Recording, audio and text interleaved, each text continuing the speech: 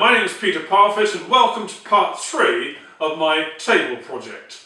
In this part we're going to be cutting up the oak-faced MDF to size and we're going to be putting on solid oak edging strip. And I'll be showing you how to use a special cutter which is made by CMT, which allows edges to be put onto MDF which are very hard wearing and look quite attractive too. So let's get cracking.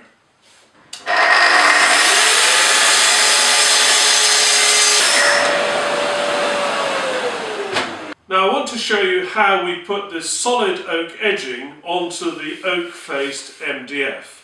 We use a special riser cutter called a glue line cutter, and mine is made by CMT. I've had it for years and it's brilliant. Now when you first set this up it takes a little bit of trial and error, but once you've done it properly the first time you can then keep a piece of scrap from that task and then use that to set the cutter up the next time. You take a piece of oak which is going to form the edge and you run it past the cutter and you produce a profile like that. You then do the same thing with your MDF top and you produce the same profile. You then bring the two together like so, and because of the structure of the cut you have a very long glue line, which means it's going to be very strong. You glue it and clamp it, and then you have the finished result, like so.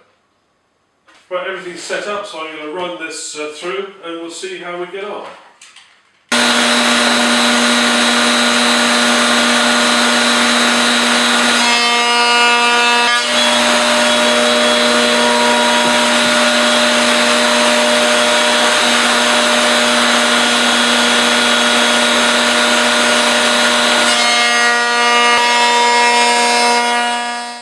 Both sides of the board done. This is my production technique. I now go over to the table saw to rip those down.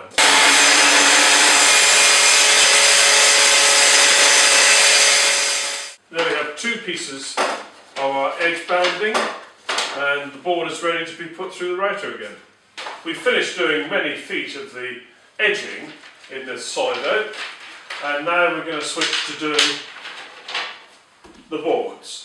Now, if you've set up the cutter correctly, you should not need to alter the height when you start to do this process. Now, in my case, I need to put the nice face downwards when I run it through the cutter. That's the first thing. The second thing is, when you start with a new board, only do the end grain, as far as the running of the veneer goes, only do the end grain of the boards first. And then we're going to glue on the edging on those end grains. And the reason is that when we come to do the side pieces which go with the grain, then the edging strip there will go all the way through and run through this piece of edging you've just put on. And that will make a much nicer finish. So it's, at this stage, end grain only. And for me, it's nice side face downwards.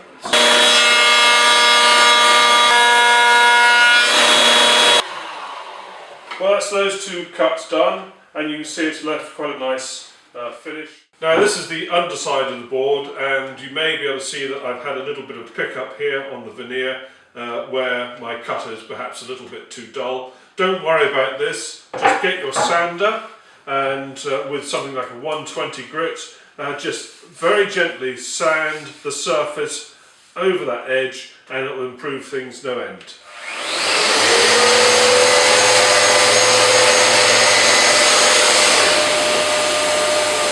That's all I've done, and what then remains, with a piece of sandpaper, just kiss that edge, like so, and then that is as clean as it needs to be for the gluing operation.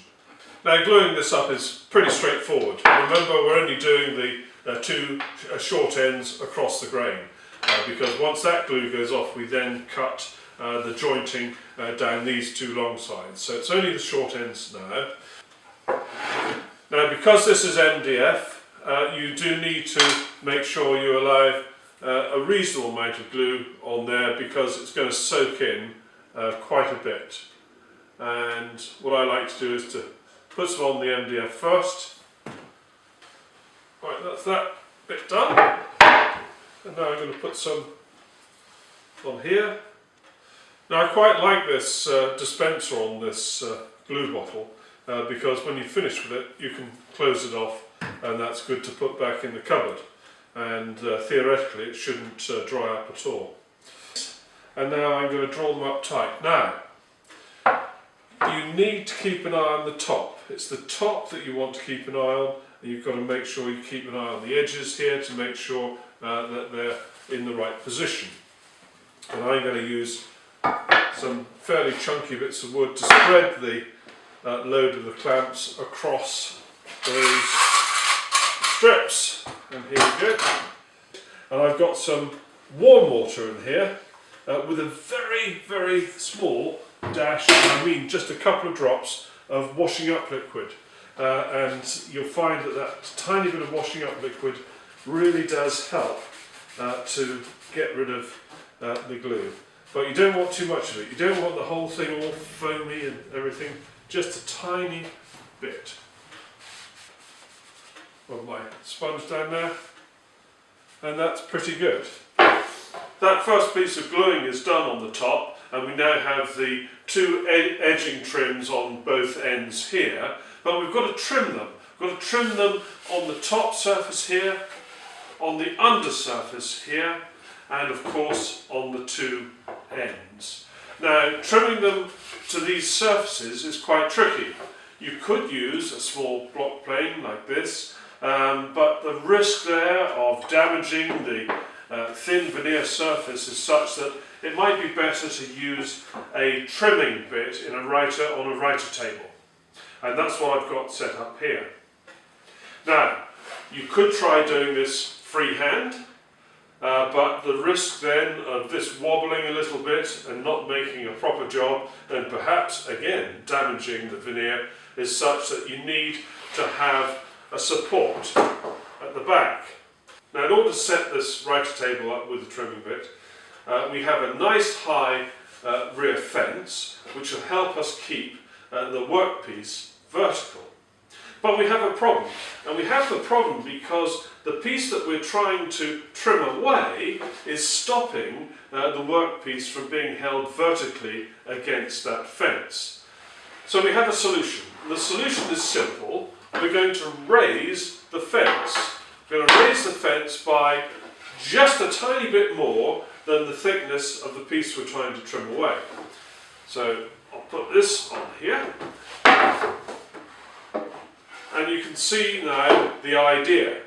We have the workpiece flat against the fence. The piece we're trying to trim now is passing under the fence, and we'll be able to make the trimming cut. All we have to do is to make sure when we clamp the fence up tight that the face of the fence is exactly in line with the ball bearing in the cutter here. So this is done very simply using a straight edge. I've got my cutter there. I'm going to get the straight edge up against the ball bearing of the cutter and then move my fence so it's snugly up against my piece of wood. And so that's then the perfect setup, and all I have to do is to clamp it in place.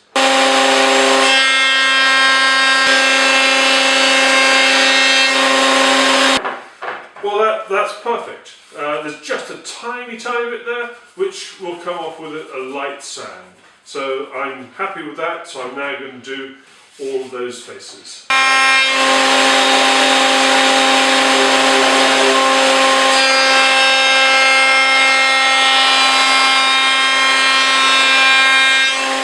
I'm in the process now of just planing off the ends to make them absolutely smooth and level with this side. Then our next stage will be to do the machining here so that we can then stick on the final bit of trim on the top. So that's what I'm doing now.